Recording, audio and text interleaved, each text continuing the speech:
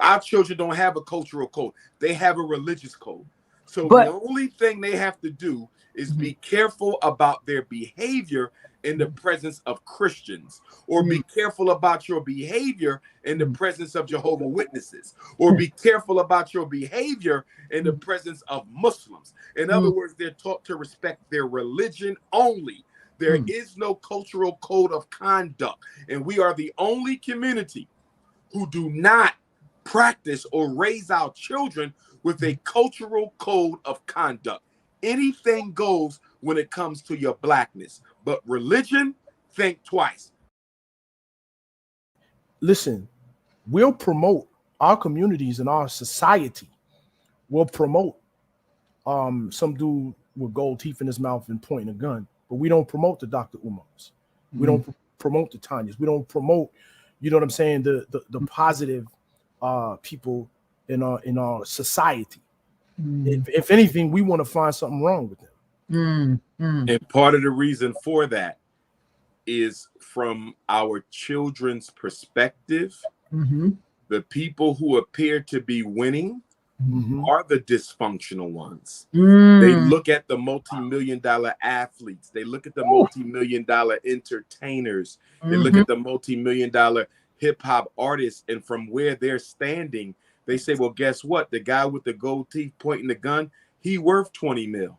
The brother in the community doing the right thing, he barely keeping his lights on. And because we don't raise our children with any integrity or spiritual foundation, they are worshipers of money. That is the religion, the worship of money and materialism. And we also have played a role in this, because speaking as an educator and a school psychologist, I've seen firsthand where even in school, the entertainers and athletes within the student population are celebrated way more than those who academically excel. You might be failing every class, but if you're the standout superstar player, you're still going to be celebrated more than the children getting straight A's and B's. So part of this is our fault, because we also send our children a mixed message that says athletes and entertainers are more important than everybody else. And the Black church also has a role in this too, because one of the most materialistic places you can be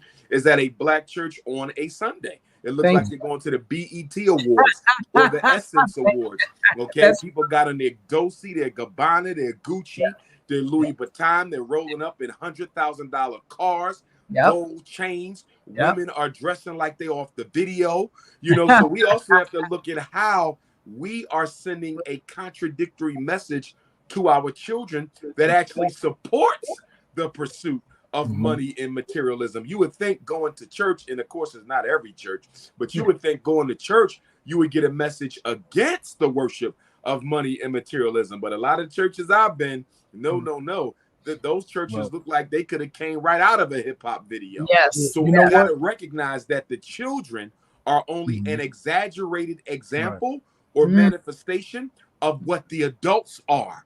We're addicted to money. So they are superbly addicted to money. We're addicted to materialism. So they are superbly addicted to materialism. The children are just a minstrel show away from what the adults are. They are not much different than us. They are just more honest about it and more unapologetic. We are hypocritical about it. We will tuck our pursuit of money and materialism behind Jesus and Muhammad. The children don't do that. They tell you right from the gate, I'm about this life.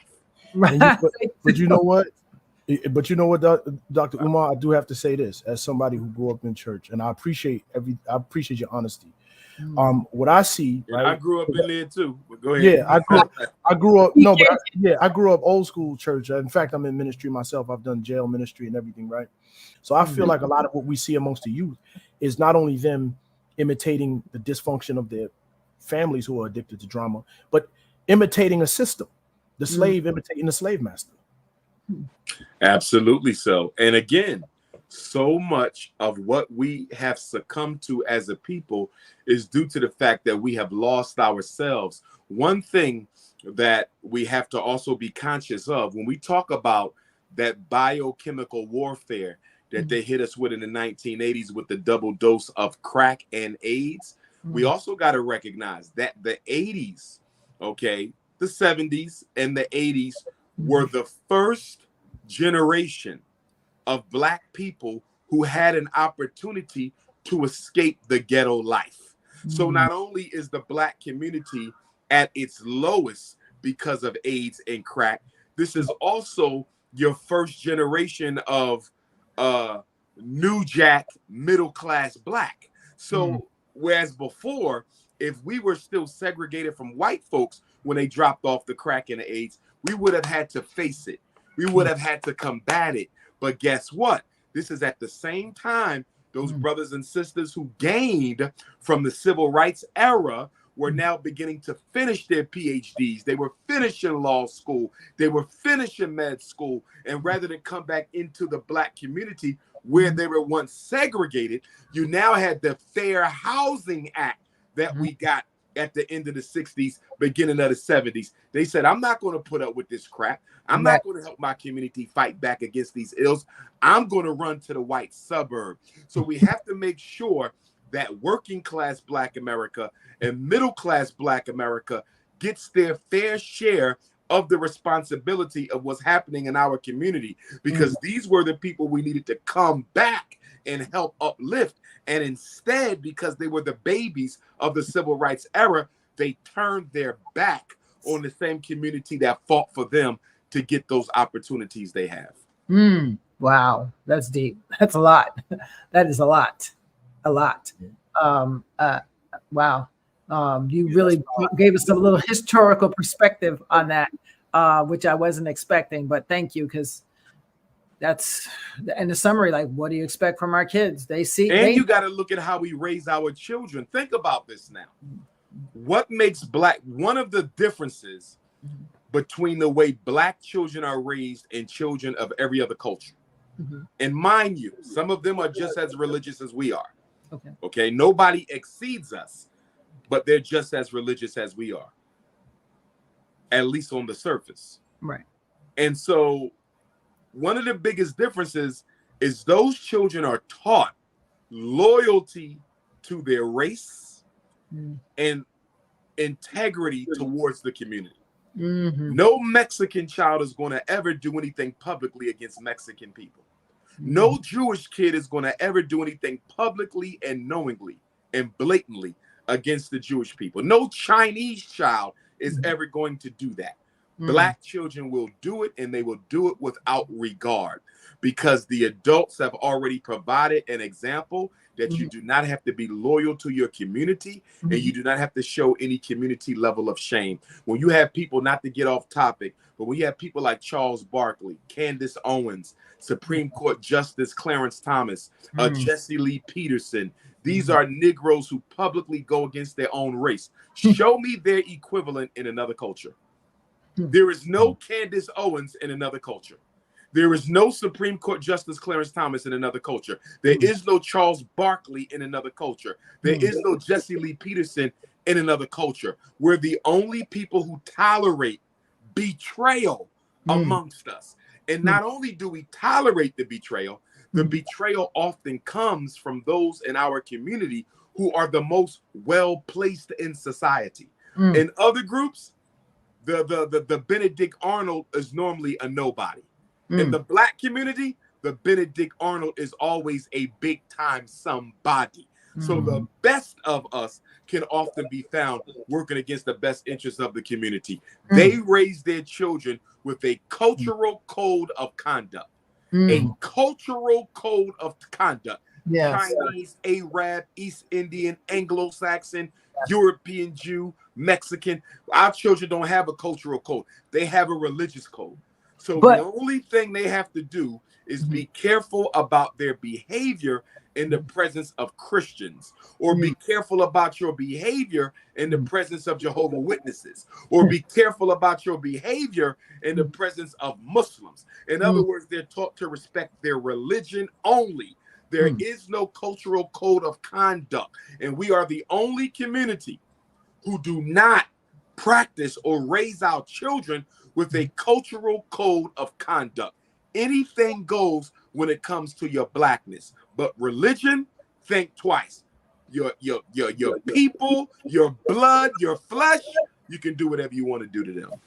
Yeah, but you know what? I'm and not to defend it, but I always come back to that part, very important part, that because of the whole slavery and all that stuff that went on way back when, it's still, you know, Jim Crow said it. I'll keep you enslaved 400 years after you're out of slavery. That's not the exact quote, but that's pretty much it. And he meant by the mind. And I think that the trauma that we have received as a people on all levels and still continue to receive has been so embedded that that's where we're trained to lose all of that.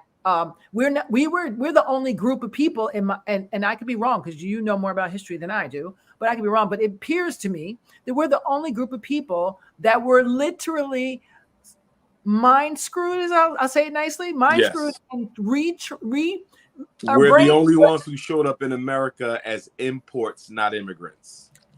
Well, yeah, but even no matter who we were, whether we were here first and they told us we came, but we really were already here, some of us, but whatever it is, we were the only group of people from what I'm seeing.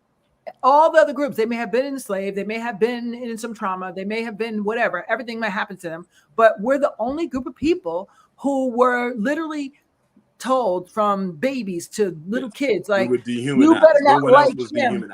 Yeah, you better not like him and don't be loyal to her and don't do this. Our families was ripped apart and shredded and stamped on and thrown away. But that's not why we're in our predicament, though. You're absolutely correct, Queen. Okay. We're the only ones who showed up as imports, not immigrants. We're the only ones who went through the dehumanizing tragedy of American slavery. But that's not why we are where we are. Okay, so go ahead. Not completely. We are where we are because we choose not to do anything about it. Okay. We have to be clear. It's our accountability. The U.S. government is not going to solve Black people's problems because the U.S. government created the problems. Exactly.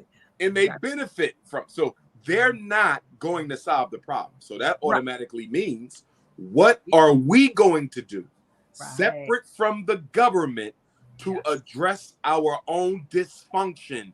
That is the eternal question. And the reason we don't like to answer it, not you and I, but as a people, the reason we don't like to answer that question is we know in order to solve our problems, it's going to require sacrifice of time, energy, and money. And if it's three things Black people do not like to give to other Black people, unless it's in the name of religion, it's time, energy, and money. And money is the biggest one. You know why? We're the only people in America. No other group. Yes. Will not use their disposable income to create opportunities and pathways for themselves and their children. And you know what's sick about that? We're a $2 trillion entity. Black America is not broke as a group. We may be broke as individuals, but we are not broke as a group. We have at least a dozen billionaires. Oprah Winfrey is the richest woman in the history of the North American continent. Not Black, not white, not brown, not yellow, not red. She's the richest woman, period, in the history of the North American continent. You got your Sean Carters, you got your Sean Combs, you got your Tyler Perrys, you got your Rihannas, you got your Bob Johnsons, you got your Kanye's. But guess what? Between all of your billionaires, and the only person I'm going to give a partial pass to is Tyler Perry, because with the movie studio, there's the potential for him to bring about a serious systemic change. Exactly. If he gets off the Medea track and start giving us some serious qualitative content. Can I ask you a question about that? Outside of him, and outside of that potentiality, which has not manifested yet, what institution has any Black billionaire created for Black America? Now let's go to the millionaires. What relevant institution has any of the millionaires created for Black America? Now let's come to our Black professionals. What relevant institutions have they built? All I'm seeing is barbershops and restaurants. And there's nothing wrong with barbershops and restaurants, But Right. guess what? You will not die if you don't get your hair done. You will not die if you don't eat out. But you will die if you don't got a healthy food supermarket. You will die if you don't have a doctor to take care of your illness hospital. You will die if you have no way to invest in yourself to create a job or a business, the bank. You will die if you're not properly educated to survive in this racially competitive world. School. So we need schools, we need banks, we need hospitals, we need supermarkets, and we need distribution and manufacturing sectors. But that takes money. That takes commitment. And most Black people are not interested. Most of us are gambling. We are political gamblers. We believe I can roll the dice. Yes. And white racism will spare me. White racism will spare my wife. White racism will spare my parents. White racism will spare my children. White racism will spare my business. You know, one thing about Emmett Till, Mammy Till Mobley, she said in one of the movies that recently came out about Emmett Till's life, she said, when I heard about things happening in the South, I didn't pay it any mind. I thought that was their problem, not mine. It wasn't until they killed my son that I had to recognize the problems of Black people anywhere are the problems of Black people everywhere. Why does it always take for us to go through a personal trauma before we start caring about the all?